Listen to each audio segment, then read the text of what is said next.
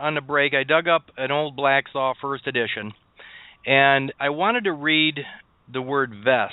That's VEST from the Black's Law first edition, which is like 1892 or something. By the way, the Black's Law is specific to the Bar Association. It's their private language.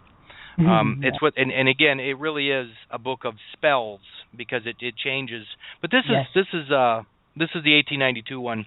Vest, to accrue to be fixed, to take effect, to give a fixed or indefeasible right. An estate is vested in possession when there exists a right of present enjoyment, and an estate is vested in interest when there is a present fixed right of future enjoyment.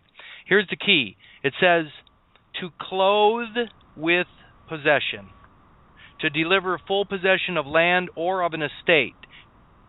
This is really, remember, it's an offer you can't refuse because you don't know that it exists.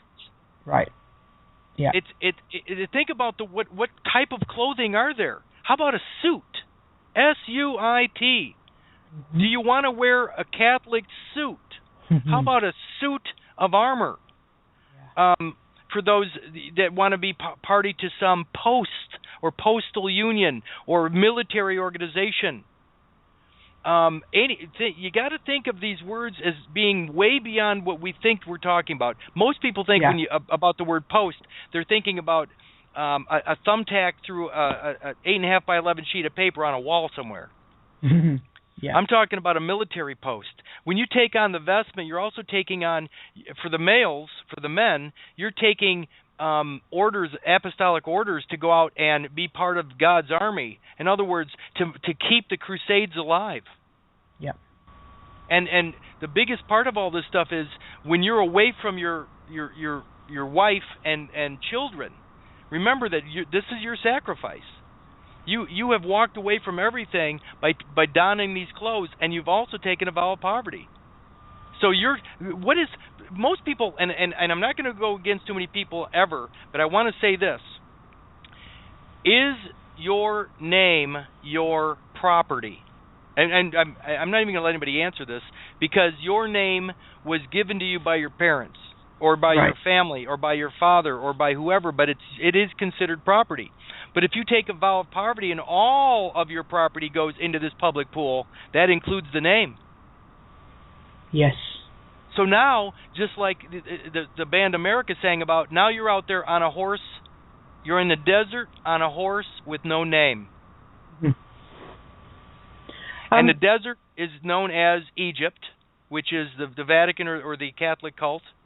The horse is considered your biological matter, or the beast in some cases.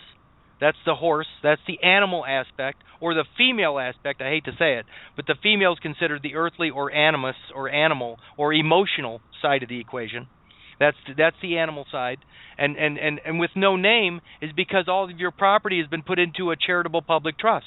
You don't have a name because you sacrificed it for the greater good, for the Catholic cause, the Catholic community. Your name and all of the earnings through that name goes into the trust. It's called usufruct. Yeah. The army is God's army. Yeah. An interesting question that was put a little bit earlier, and you just mentioned about the Catholics taking a vow of poverty or whatever. Yet the Pope is adorned with jewels and all sorts of riches, and the Vatican is full of all that shit. And how does that kind of like tie into the whole thing as well? That the Pope can go around with all this riches attached to him. Well, if the property's in a trust, it's nobody's. I mean, seriously, if if you set up a trust for yourself, you can still use it all. Okay. So, I mean, realistically, does the Pope lay claim to any of that, or is it just one of the perks of his office? It's just a perk of his office. He has his private jets and his private armies and his private, but all it is it's Catholic. So he gets to dip into the giant Catholic pool because he's the father of that pool.